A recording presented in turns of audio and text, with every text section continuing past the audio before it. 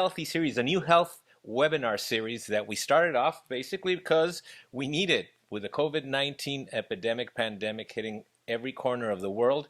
We're staying at home, not having the best options in food. We're not having the best options at the grocery store. We're not having the best options in gym memberships because there is no gyms, and most of us don't have gyms at home. We are lacking a lot of basic necessities, including our downtime, our relaxation time. We're lacking structure because you're not going to work.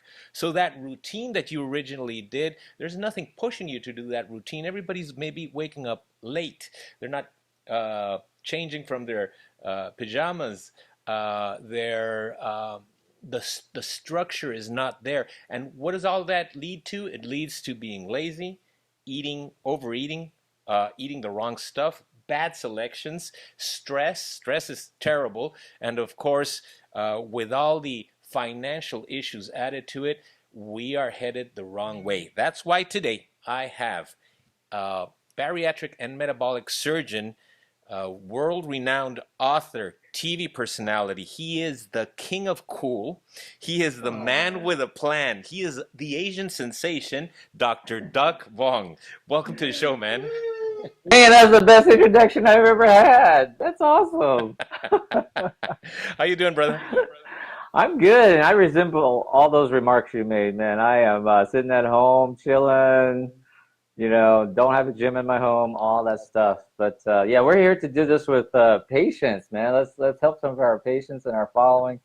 And let me introduce you to my audience. Do you mind? You're the most interesting bariatric surgeon on the planet. He doesn't always operate, but when he does an amazing job. That's what it is. And he's I say I'm world famous, but he is intergalactically world famous. So Dr. Ariel Ortiz, one of my best friends. You're awesome, dude.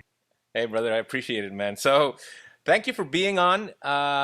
We are doing this series really because two things. Number one, you were asking me a little while ago, so what's up with my life? What's up with my life?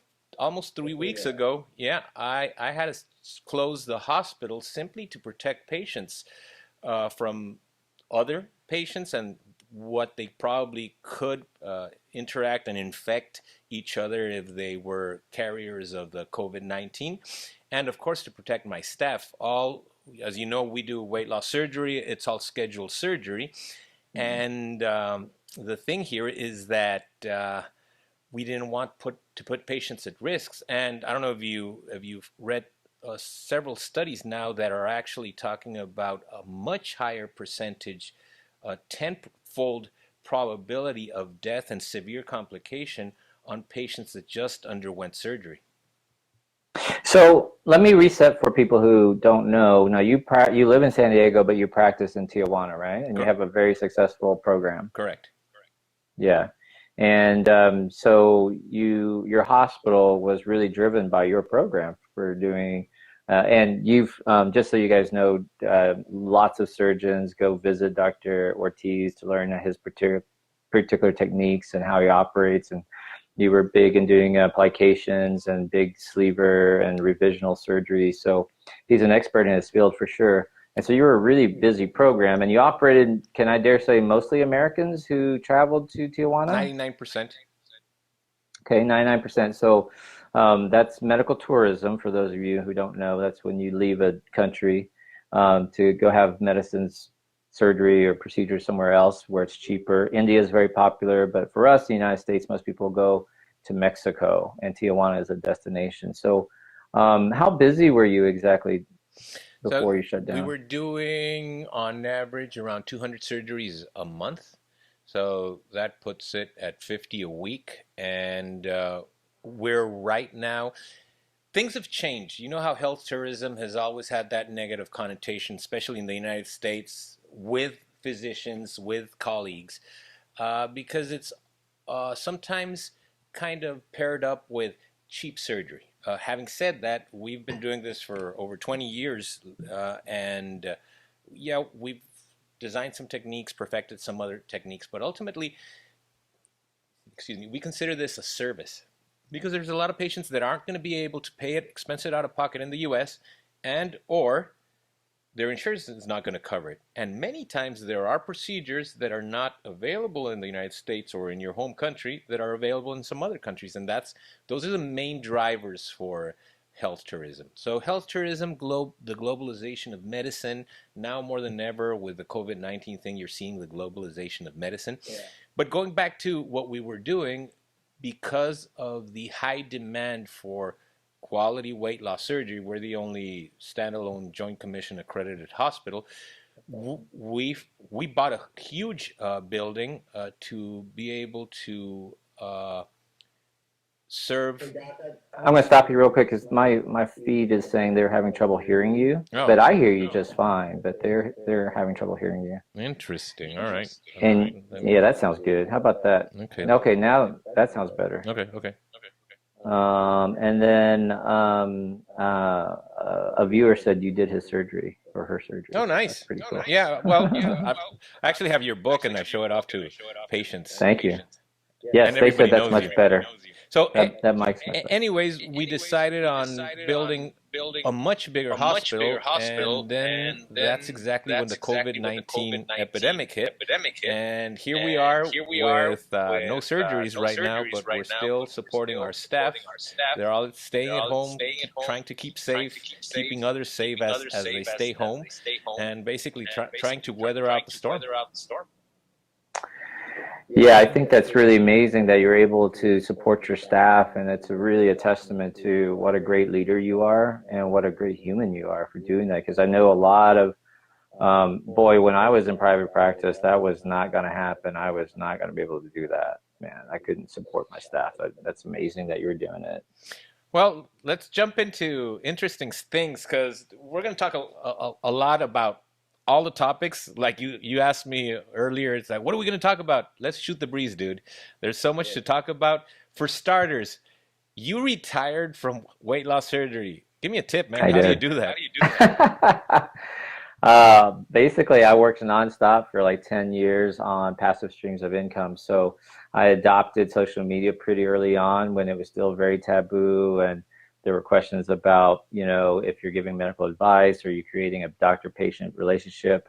I was like, dude, I'm just too ignorant to know, so I'm just going to do it. So I started doing Periscopes early on, Facebook Lives early on. I started looking at how to self-publish books, which then led me to create online courses. And then I was a busy surgeon, not quite as busy as you. That's crazy busy, the numbers you were doing. We became the busiest program in the state of New Mexico. We had great outcomes, great successes, but it was based around my educational program where I taught patients. I led my own support groups every week, 3 times a week, and did monthly special sessions. We did dinner clubs. We did all sorts of crazy stuff. So that gave me a lot of insight into the bariatric mind and also the problems that I saw in the bariatric community. So then I just started creating content around my educational program because I was really lacking. And there are a lot of great surgeons like yourself and all of our colleagues. So the training is already there. It's safe procedure, safer than a gallbladder removal. And so I felt like what was really missing was the educational space, and I just decided I'd become the man. And the man in that space, and by that I was just going to blast out quality content all the time, so that my name became synonymous with bariatric patient education, whether you like me or not, or you agree with what I say or not. You know me, so that's that's important. So about a year and a half ago, almost 2 years ago now, my administration changed. We had worked very hard to build our program, and the new administration and I were not quite on the same page in terms of volume and numbers and what was important. And they decided to go in a different direction, which was totally their right. And I started interviewing for other positions. But this is how crazy this is. I was working so hard, I never actually sat back to look at my income from my book sales and online stuff that I was doing until that happened. And I looked at the numbers, and I was like, I don't have to work. Like, I make enough. I'm not big baller. I'm not Ariel Ortiz type of like big baller, but like I've got enough where I'm not going to lose my house or I'm not going to go homeless. So I was like, I don't really have to work. So I stepped away and I dedicated, I said, if I free up my time from the OR, now I can create a lot more content, and I can stay on top of things, and I can do things where, like, build an online community. That's my new challenge I started, which is like a daily Facebook Live, daily emails, like accountability calls, accountability coaches. Like, that's my new thing I've been doing the last couple of months. And I would have never had that opportunity if I was still operating. And I have 1,000 people in my challenge, and there's no way I could help 1,000 people, in surgery. I mean, I was doing probably 350 major surgeries a year with, another 300 or so endoscopies and stuff. But there's no way I could help 1,000 people. I mean, that's crazy, So it's I miss surgery, but I really I really love getting to know this tribe and this following, this community I've started. Well, it's incredible what you've done, because it takes a huge leap of faith, and also when you. I think I was just stupid, Ariel, quite honestly. Like seriously, like, it didn't dawn on me. I'm serious. Like, when I decided, I said, okay, screw you. I did the classic, hey, read between the lines, I'm out of here. And I went to the beach the next day. I went to Cancun, and then about 6 months later, somebody said, "Don't you miss the operating room?" I was like, "No, not really." And then they said, "I can't believe you walked away from all your years of training." And I was like, "Holy fuck! I did walk away from all my years of training and all the school and all that stuff." I was like, it never even occurred to me that that's what I did, was just walk away from all that training. I was just like, what?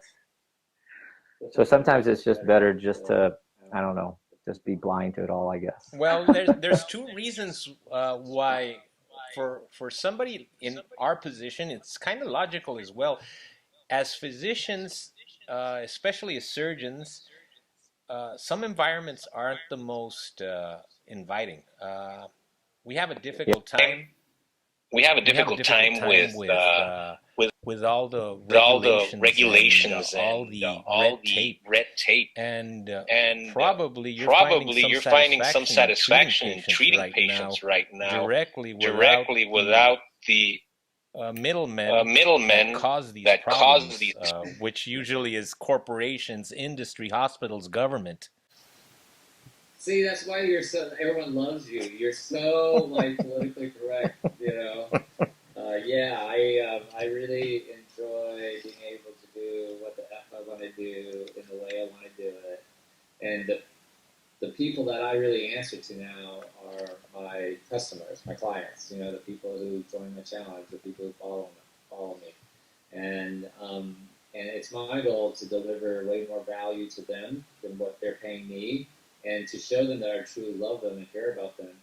And I'm a big crybaby, Ariel, and I'm a very emotional person, and I really feel their suffering, their pain, and so it's really my hopes to help them with that. And now I don't have to deal with all the red tape. You're absolutely right.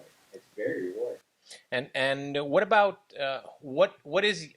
Look, I follow you everywhere. So you're online, social media. You've got your website. You're on TV. What is it that you're offering patients right now? So I am it's called the Dr. V Weight Loss Surgery Challenge. I open it once a month, and basically they get to join this community of like-minded weight loss surgery patients. And you can be pre-op, post-op. You can also try to avoid surgery. That's fine too. And like-minded people who wants to see you succeed. And so you get an accountability partner. You get a daily email from me where I give you specific tasks to do, which aren't what you think. So I start off by teaching them how to meditate. I teach them how to do a gratitude journal. I give them every single day a YouTube video to watch that's about personal development most of the time. And then I go on Facebook Live in the group, and we discuss the video. And I give them takeaways, usually 5 takeaways from the video that they can apply immediately to their weight loss surgery training. In addition to that, this month I offered one-on-one coaching with me, so they do 30 minutes every week with me if they want, plus a group coaching where maximum of 6 other people, and we go on a Zoom and we talk about the challenges, and even in the coaching, I give them specific tasks to work on for that week. So it's very intensive. It's almost like having a weight loss surgery mentor who happens to be a surgeon. Well, see, it didn't go to waste, man. You're using it, and truth is, this is something that is extremely lacking in general in all the weight loss journeys. There's a lot of programs out there that are surgically based, some others that are non-surgical devices like balloons and stuff like that, and then all the non-surgical stuff, which is just counseling and one-on-one. But you got it down because you can do all of them, and you've decided to treat them one-on-one. Now, question for you: what have you seen differently during these tougher times where everybody's at home, staying at home? Is there a difference with your patients? Yeah. So I'm going to tell you, man, tough times is when you're tested, and you're either going to step up to the plate and prove your mettle, or your old habits are going to come back. So you are tested. So these times expose your weaknesses. And as a patient, by that I mean as a patient, whatever your weaknesses are. I'm a stress eater, I'm an emotional eater, I'm a boredom eater, I don't know what to do, I'm unfocused. All the words that they use to describe themselves. I never finish a project. I get off task easily. I do whatever other people say to do. I just go along. And that sort of passivity is exposed during these times.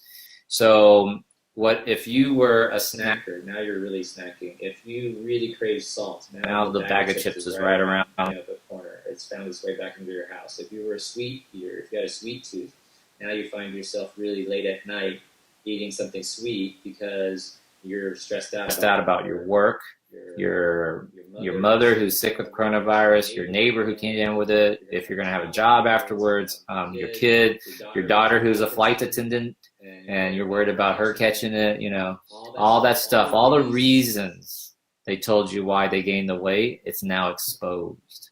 It's now really exposed. So people are self-soothing with their weaknesses. They self-soothe with food, alcohol, or just not doing anything, right? Just laying around. Yeah. There was a Facebook meme that said, after all this, we're going to either be overweight or alcoholics. Well, you know what? And then I like the memes. There's another meme where there's this lazy dude sleeping in his couch, and it says 2019, the perfect definition of somebody lazy, and he is zero value to society. And then same picture, 2020, responsible citizen. Right, responsible citizen, superhero, I'm saving the world by sitting on the couch. But that's not really what you need to be doing. So back to the patients. You don't have to be sitting on the couch. I think people don't understand really what social distancing means. It just means stay 6 feet away. It means you don't have to stay inside. Staying home doesn't mean staying inside. You can go out for a walk. And in fact, I've met all my neighbors now. They all walk by my garden and see me gardening. I actually did a plant exchange. I have a little desk on my driveway that I put plants there, and it says free plant exchange. Take one, give one, take one. And I've wiped down all the containers with, your spray or whatever. And believe it or not, it's working. People are exchanging plants. And you grow your own stuff? Oh, for sure. Man, in my challenge, I teach people how to do a garden, lasagna garden, which is the best way to garden. It's not growing lasagna. I wish it was, but it's not. It's a technique of gardening. And just like walking around your neighborhood. Now it's time to break out those bikes. You weight loss surgery people, you always all bought those bikes that you were going to start bicycling and getting in shape. This is the time to do it. It's in your garage. It's got a bunch of tools and clothes and shit on it. This is the time to break it out, man. And you know what? A bike is ideal because it really will keep you from people. You've got the front end, the back end. You're at a different height. You're usually riding on the street. It's a great way of being respectful of other people's spaces, and that's what we're doing as well. I found myself actually going out with a family. Yes, same thing, same deal. I mean, we live in Coronado, which is an island, and suddenly they just prohibited all types of reunions here. It was more than 10 people. Now it's zero. You can't have a reunion, and you're going to have a $1,000 ticket. Well, as extreme as that sounds, I mean, California has not had that big boom that New York City has, and LA is just as popular as New York City. So why it hasn't mushroomed, I don't know. And it looks like California is even starting to break the curve. So, I mean, I don't want to get too optimistic, but, as extreme as it sounds, your mayor, your governor, I mean, you guys are on the ball, Yeah, we're seeing growth, doubling in numbers a little bit slower. Nothing compared to New York. Our friends in New York are having such a difficult time. And you well know that I commute every day back and forth when I go to the hospital. So I'm actually sandwiched between two countries. So I'm living what's happening here in California, but in Mexico it's a different scenario. In Mexico there hasn't been this. Well, we did institute these social measures in a timely fashion, but some levels of government weren't taking it that seriously. Mm-hmm. So what's Mexico? Is it really going to shut down or not really? Are they taking it very seriously? I mean, the caseload is much lower. Well, it seems that the local governments have been more responsible than our national government. Our president took a much lighter view of things. So it was a responsibility of the states, and the states are being pretty aggressive. And in fact, I'm after this talk, I'm doing another talk with the physicians down in Tijuana, and yeah, there's been some cases, but we're not seeing them as widespread as our neighbor up here north in California.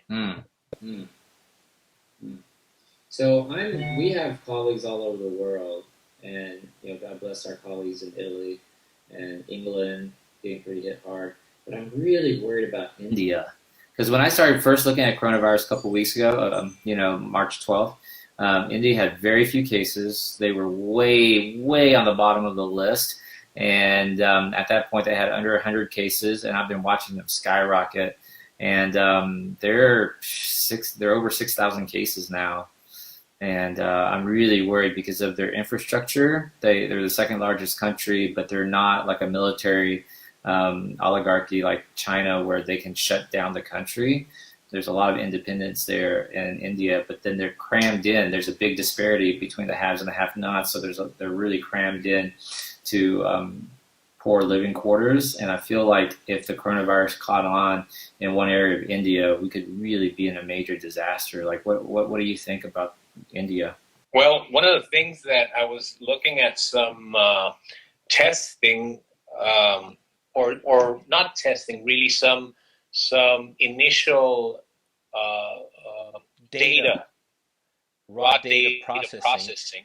Countries that have the vaccine against tuberculosis are actually faring better than the ones that don't. So Mexico is one where you definitely have it's called the BCG, Bacillus calmante wedding, and it would seem interesting that could influence the overall infection rate of a country. Hopefully that applies to Mexico, and hopefully it applies to India.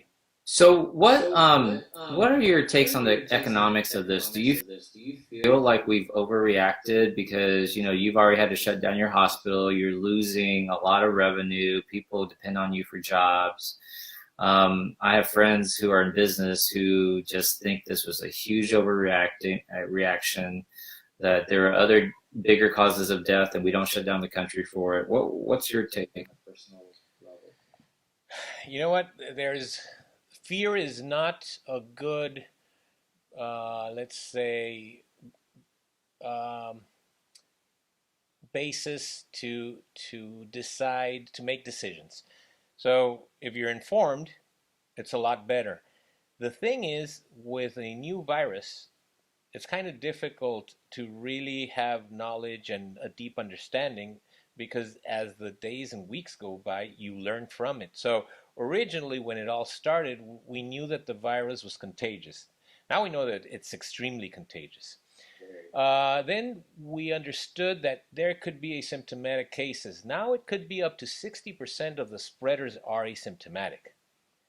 at some point in time, even if they become asymptomatic or they never develop the symptoms of the disease, they're spreading the virus. The other thing that was said is yes, there are higher risk groups, and this is obviously the metabolic disease, and which is why we're on this live cast today, because we want to keep everyone from having metabolic disease, and if you have it, you can revert it. And just a little bit of discipline, changing a little bit of your lifestyle, you can actually revert diabetes, hypertension, high triglycerides, high cholesterol, sleep apnea, excess weight, obesity. All these things can be reverted. Even PCOS, by the way, polycystic ovarian disease.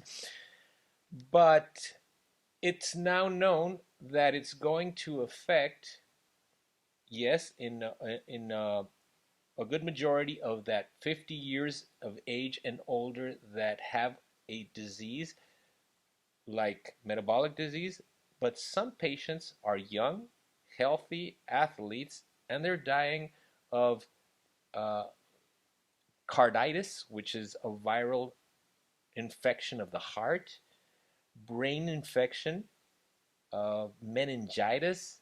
Uh, it actually destroys the cerebral tissue.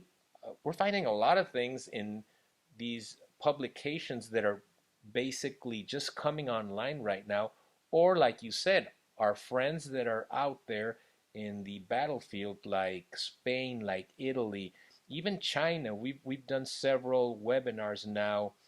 The IBC Oxford University webinars we're doing bi-monthly, and we're learning a lot of stuff. So we don't really know our enemy. And yes, you can survive going through tough economical times, but surviving death is a little bit more difficult. So I believe I'd rather err on the cautious side and do what we're doing right now, because you just said it. You look at California and there's a little hope at the end of the tunnel. So, do you think, what do you think will happen if this happens again? Like maybe not the coronavirus or another virus, it could be potentially even more deadly. Do you think we would shut down again or? I got to say there's some stuff that has happened. Number one, uh, there's a lot of bullshit going around in politics, like you already know, and like you were saying, all the regulations. There's a lot of things that have been deregulated.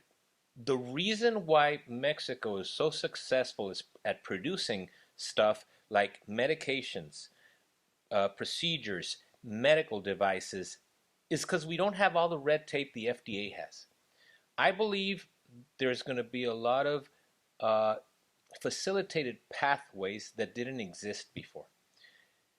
I also believe that this thing is not going to leave us this year. It's going to come back. There should be a second wave in October, right? Yeah. So as soon as people start relaxing and start interacting again, there's going to be all these asymptomatic people that are spreaders that are going to start spreading the virus again. Yeah. And again, this is something that there's no immunity to it. We've never known it as humans. So if you get it, you can basically not even know you had it, or you can you can die. So what is going to change? There's three things that can happen. Either we're going to get medications that can treat it early and aggressively. We have some suspicion there's an anti-parasite drug that's extremely available, especially in Mexico. There's of course, for the hair lice. Yep. Oral hair lice medication. There's the other one, which is chloroquine or hydroxychloroquine, antimalarial drug, and the third one, which is a Z-Pak, which is extremely popular and used all around the U.S. and the rest of the world. So either there's a medication that can be developed and used for it, or an immunoglobulin, which if you heard today's report from New York, Governor Cuomo was talking about these plasma extractions from infected and recovered people.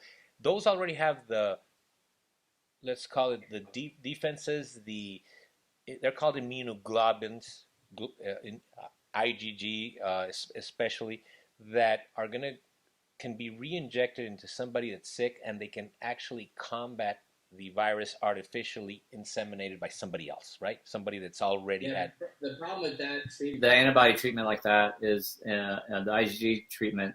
I don't, I don't think, at least I'm not aware. I don't think it confers lasting immunity Nope. to the person who receives it, right? It doesn't. Because they're not making it themselves. It's just like you use it up and it's gone. That's number one. And then number two, I just don't think that that can be mass produced on a huge scale so that you can pass it on to everybody in the population, unlike a vaccine. Well, in fact, there's a California laboratory that's trying to do that. I think they use monoclonal process for antibodies, and those antibodies are artificially made in the lab, and then they produce these huge amounts that can be transferred all around the world, and it's going to give you lasting months of protection while something else is developed, but it's better than nothing, right? And the third one is actually having a vaccine. But as you already know, vaccines are being tested left and right, but vaccines take a while to test because you want to be able to really see that they work. Can you imagine mass producing something and then you find out, I don't know, 6 months later that it doesn't work? So those are the three things that I foresee. It's worse than the disease is trying to cure. Well, that's actually happened as well, right? And I believe also with this specific virus, if it doesn't mutate enough, we'll be able to catch it at some point. And what do you think of the naysayers for the anti-vaccine people? What do you think they're saying now?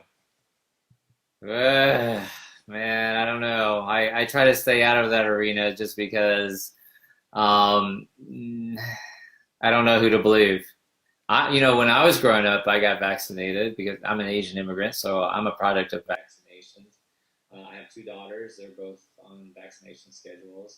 If somebody doesn't want to vaccinate their kid, and that's fine, it doesn't bother me.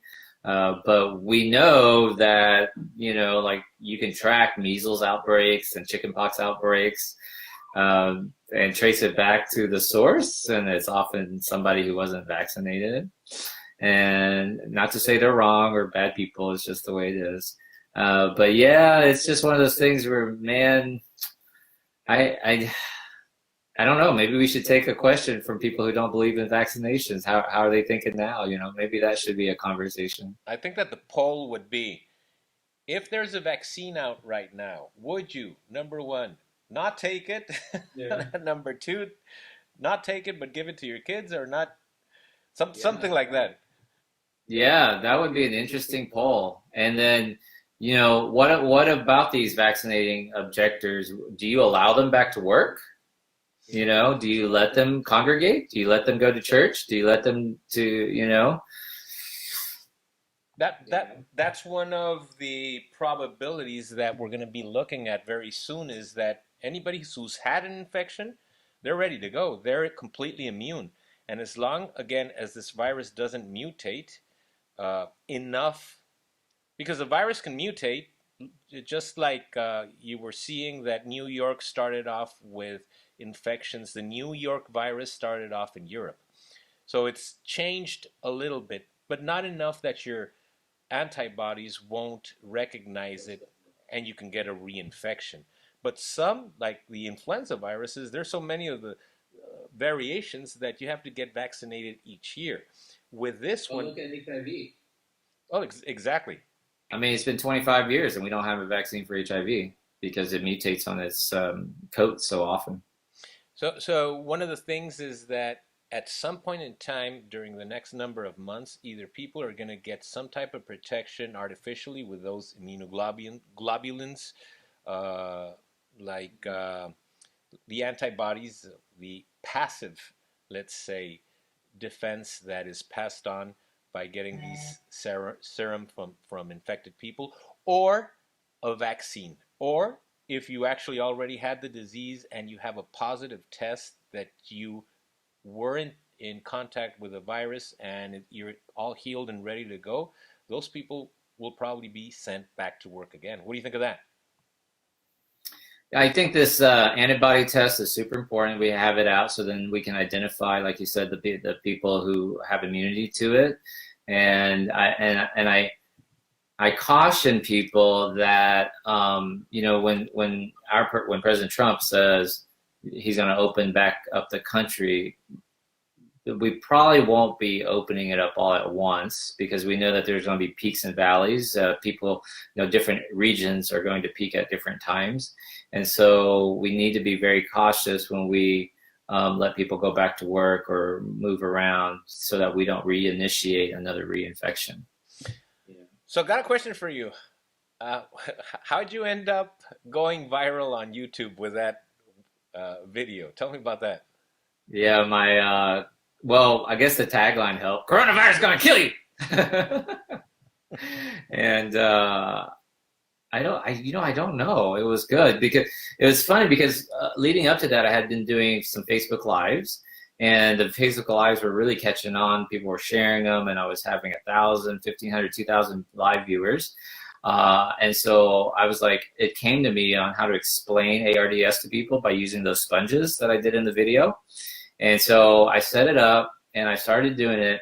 And actually that live video only had maybe 800 viewers, not lower than what I had been pulling. But somehow when I edited it down, put it on YouTube and shared it, people liked it enough that it's gotten a lot of shares, and now it's almost 14 million views in 2 weeks. And you know, if some people were critical about it, saying, you know, I was just fear mongering, I was hyping it up, etc., which is fine. That's your opinion. But if I helped one person take this much more seriously, or shared it with somebody who was at high risk and they took action, then I feel like it was worth it. You know, because at that point when I put it out, people didn't know about coronavirus, and people weren't taking it seriously, and people were still thinking it was a conspiracy to get Trump out of office or overblown or media hype. They couldn't understand why the basketball season had been canceled, and Coachella, but freaking Coachella, what am I supposed to do? Coachella was canceled, and here in Houston, the Houston Rodeo was canceled, and school was getting canceled. So I did an extreme version of the video from my heart. I mean, I wasn't making it up. It's truly how I felt, but I didn't hold back. I mean, I was really like, dude, you need to really take this seriously. Otherwise, you're going to kill grandmother. And I guess that resonated with people, you know, because at that point, I was really afraid for our country because the numbers were terrible, you know, what we had projected. And now, through social distancing and people taking this much more seriously, the new revised numbers are much better. It's still terrible, but they're talking less than 100,000 deaths now. They're talking maybe 80,000, you know, so it's much better than the 2 million they originally had thought if we hadn't done it. Now, just think about it, Ariel. I mean, what if the NBA season had waited another week to cancel their season, and you had another 20 games of 15,000 people in stadiums? You know, what if they hadn't canceled school for another week, or Broadway? Gosh, imagine Broadway. You know, if they had waited another week. Look at what happened to Louisiana. They didn't cancel Mardi Gras, and Louisiana's on fire. What if they had? Right? You know what happened in Mexico? Good parts of Mexico got infected by the rich people going to Vail, Colorado. Right. It was ski season. Well, it was, but the guys that got infected were all traveling from Mexico, all these VIPs and rich people, and that's how it started. And then there's this rumor in Mexico now, in some parts of Mexico, where, well, it only affects the rich people. It won't get us poor people, and all the poor people are like going. We finally got one to our side. Same thing happened in Florida, where they didn't cancel spring break. They still let a lot of people be on the beaches and that sort of stuff. A week and a half later, and then Florida is like the 4th most infected state. And, you know, I just am thankful. And some people are upset. They wish our government had taken action sooner, and people are trying to make news media out of it. But the reality is, you know, for a country our size of freedom lovers, gun toters, freedom lovers, we actually complied pretty well. Our government actually had a concerted effort Let's talk about staying these at because it does, we start off by saying how this kind of shows our weaknesses. So we've got several issues we've got to deal with, right? So domestic violence, suicide rates will probably go up, depression, anxiety, stress, etc. But here's one that is really meaningful to me. There are a lot of kids in America who don't eat unless they go to school. The only food they get is from school, right? Yeah. Now, what are we doing with those people? And what are we doing for those kids? And what's happening to those families? And it's heart-wrenching. It's tough. That's correct. So if somebody feels symptoms today, they probably had contact with somebody 14 days ago. Now, if you add 14 days to that other person that was probably starting the infection, you're talking about a month's time. What were you doing a month's time? You don't know. So it can be as short as 2 days, or it can be 14 days. So right now what we're seeing, let's say for instance, you're seeing so many deaths in New York. Why? Well, because after the first 7 days of symptoms, let's say there was 14 days from the time you had contact with the infection to the moment you showed symptoms. Then there's another 7 days of symptoms. Then on the 4th week, you finally start getting these respiratory symptoms, and you end up in a ventilator on the 4th week. Then you're going to last on a ventilator maybe 2 more weeks. You're talking a month and a half. So right now they're seeing so many deaths, and they're saying, oh my God, what's happening? Who did what? Well, you're seeing the effects of a month and a half ago. And a month and a half ago, nobody was social distancing really. So we have to be patient and wait to see the effects. And again, what's going to happen is that probably we're going to see the effects late April, maybe May. And then by June, everybody's going to relax, and they're going to say, no more cases, no more cases. And you're going to wait till August and September, and then you're going to see more cases again. Why? Because it's 6 to 8 weeks till you see the effects, that lag time. Okay, I want to do a rapid fire with you. I want to pick your brain. Okay, so rapid fire means short, quick answers. You ready? Shoot. Do you think this was a bioterrorism action? No. No. Do you think this was man-made? No. No. Do you think this was a scheme to get the President Trump unelected? No. Do you think people should start taking chloroquine and Z-Paks at home by themselves? Definitely not. Do you think that everybody should be tested for coronavirus? Yes. Even if you're asymptomatic? Yes, because that's going to give us, I got to give you the answer, because that's going to give us the exact knowledge of who has resistance to it already and who can go back to work, and those are the ones that are safe to go reestablish the economy. Okay. Do you think ibuprofen is good or bad? You know what? I looked at ibuprofen. I haven't looked at any other study, but it doesn't seem, because you would, some are avoiding it, but again, the thing is there hasn't been a single pattern where you can point to all these people are high risk because of X, Y, or Z. We know that if your immune system is less than ideal because you have metabolic disease or other diseases, well, yeah, you have higher risk of having a severe infection and dying. But when you see, and this is something you probably maybe mention on the videos, the storm that your immunity produces on the 2nd week, the immune storm. Exactly. This is something that I was talking to a surgeon. This is a surgeon who did a PhD on interleukins, the substances that are secreted by the white cells and are part of our defense system. And he was saying that this thing is genetically coded, genetically determined. So some people may be reacting more aggressively than others with a superstorm of inflammation and killing themselves. That's how difficult it is to understand what's going to happen to an individual. There's basically no way to know. Yeah, that's actually my newest video called Cytokine Storm, explaining that, about how people hyperreact. Okay, next question. How much longer until we go into back to normalcy, if you had to predict? You know what? I've been looking. Again, I'm not the best judge of that because I'm between two countries. So the U.S. is reacting well, especially on the West Coast, and hopefully it stays that way. But Mexico is barely starting. Now, there's variables that may influence how many infected individuals we get in Mexico. Like I was saying, the anti-tuberculosis vaccine may have an effect over the population. Maybe we don't see that many numbers. So when it's slowing down in the U.S., it's going to be barely starting in Mexico.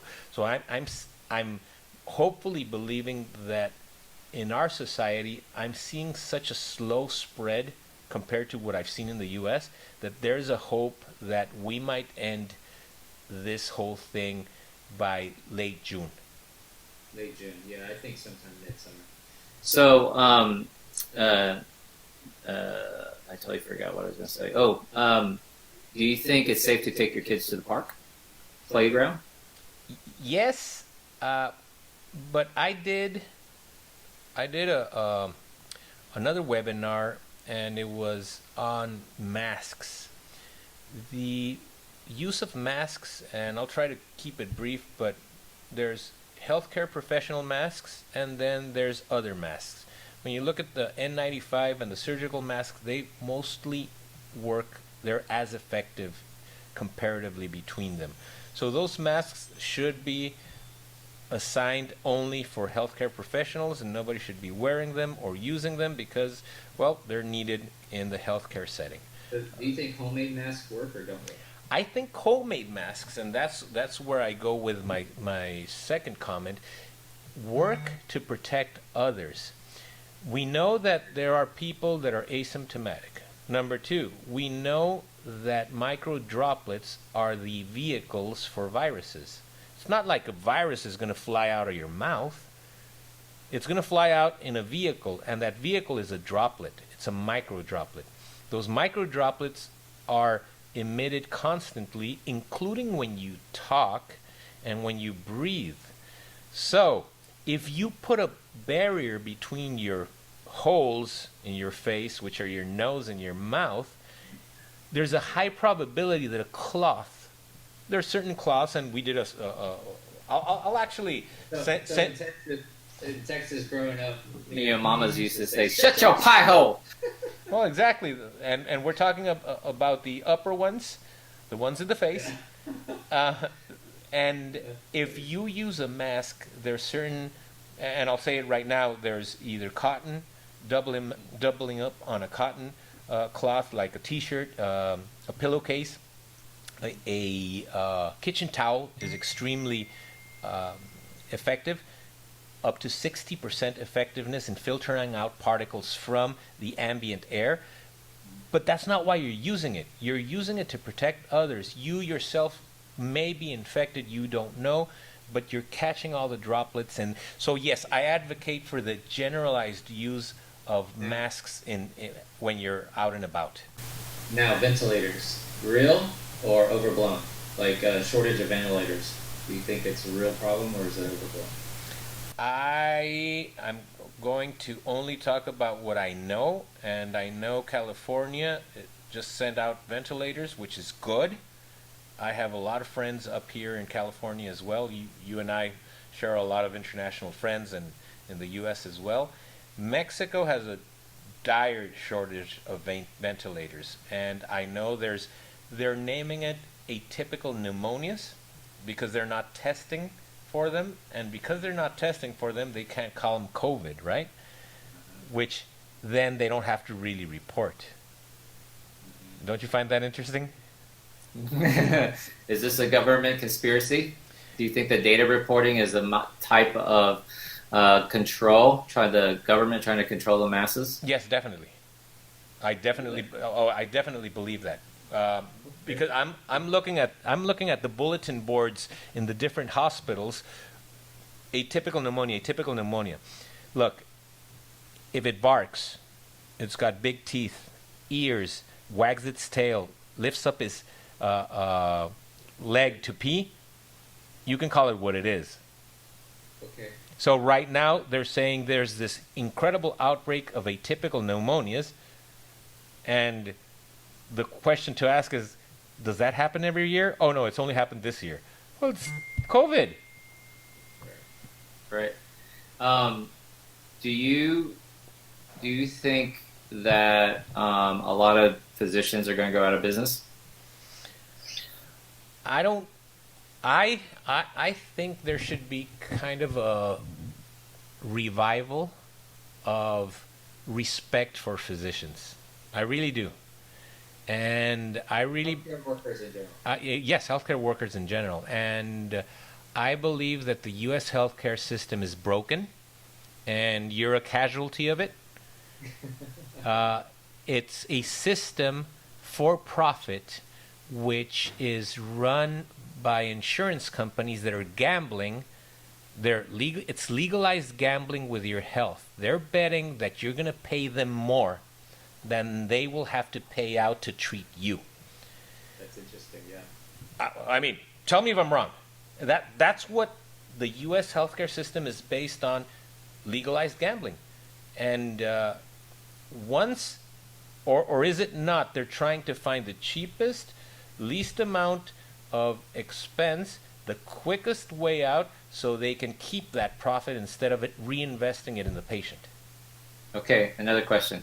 Do you think Bill Gates made this virus because he predicted it in the YouTube video 6 years ago and now is offering the vaccine from one of his companies? Is it a Bill Gates conspiracy? There's actually a book out there that predicted this. I don't recall if it's 1997, something like that. But they actually predict that it was Wuhan where the virus. Wow. Oh yes, and we can post that later. But that's spectacular because the book is right there, and then they highlighted it, and you know how we're communicating back and forth with all our colleagues and the memes and stuff like that. But when I read that, I looked at the book and I said, "Holy moly, that's a hell of a." Now, there's a lot of people that are going to say all these conspiracy stuff, and then they're going to say, why wasn't it done earlier, etc. If anyone wants to bitch about that and they knew better, how come they didn't bet on the stock market and made themselves a crap load of money, right? So there's a disparity between what people think they know and what they really know. Okay, so next question. Do you believe any of the data coming out of China? I have to believe a lot of it because I don't want to go into the ethics and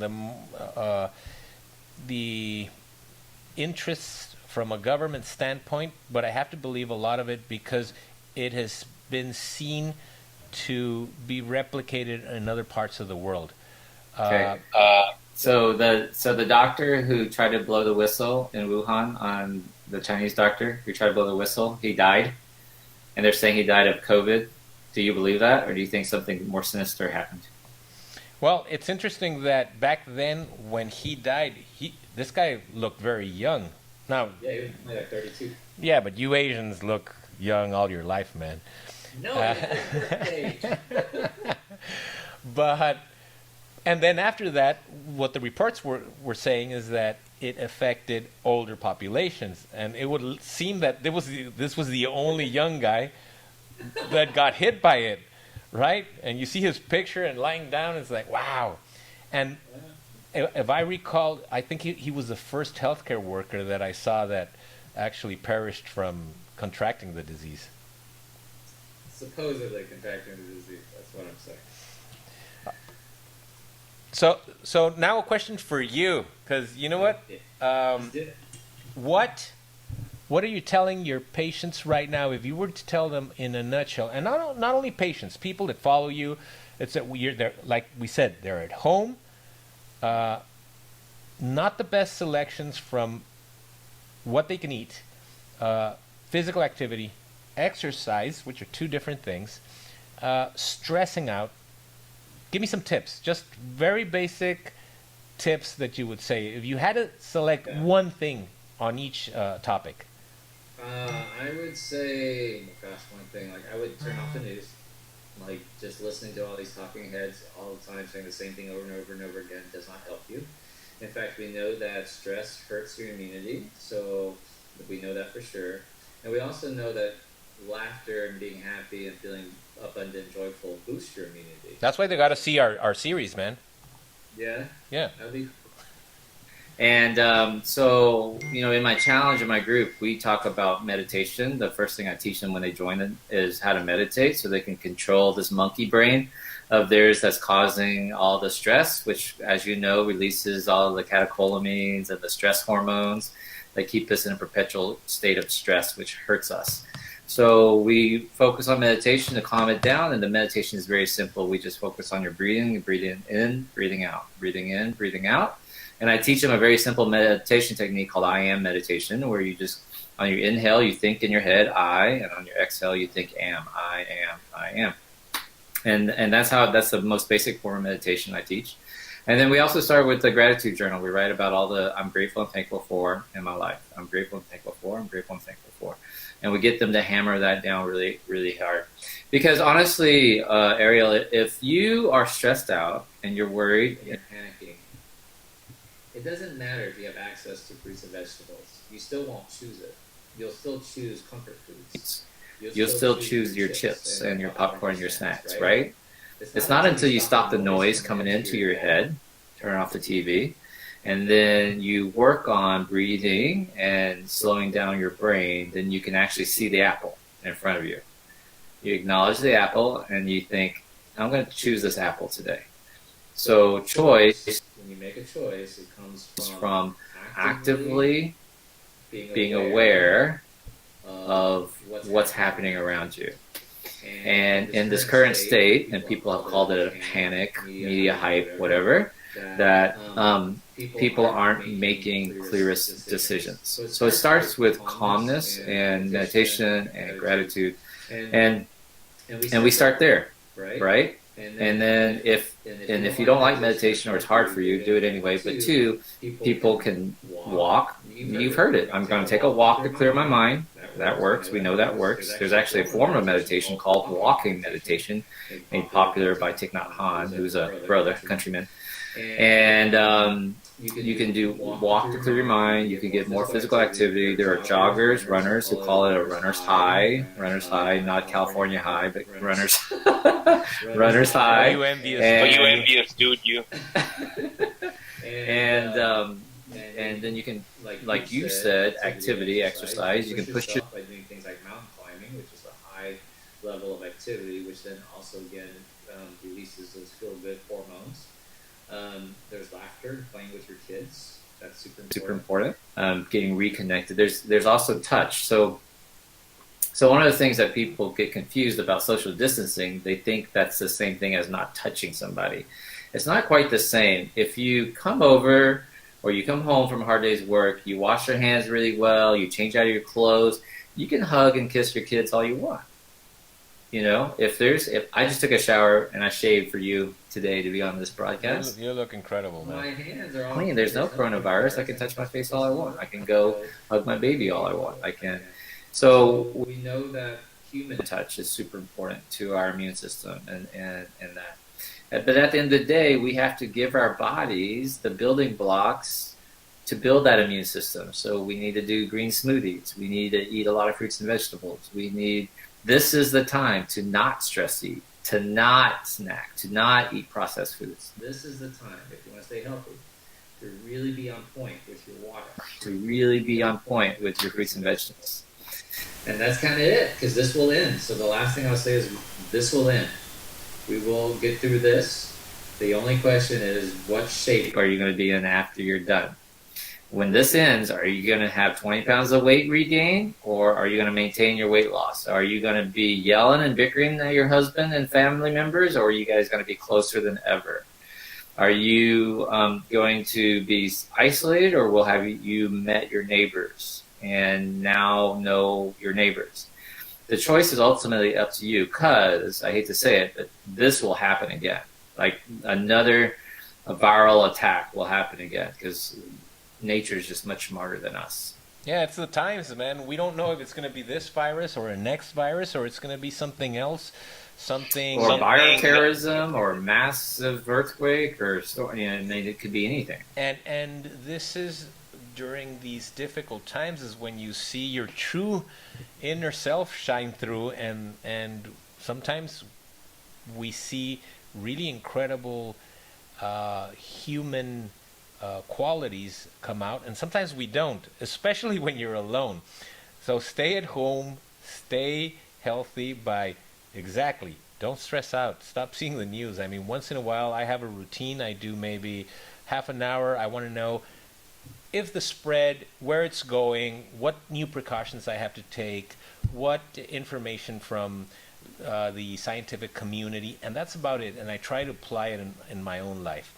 I'm very strict about what comes in. In California, we are in complete lockdown, so nothing goes out and nothing comes in. And the things that come in usually are groceries, grocery bags, the mail, boxes, cardboard. We're extremely weary about being very aggressively cleaning them and removing the stuff and cleaning them again, because you forget that somebody else was breathing on them and touching them, and the mailman was breathing on that box that you suddenly grab, and then you open it and you forget to wash your hands, and you grab whatever, and you grab your kid, etc., etc. So that's the other tip I'm giving. And last but not least, I'm a firm believer that metabolic disease comes from high insulin. High insulin is only stimulated by carbs.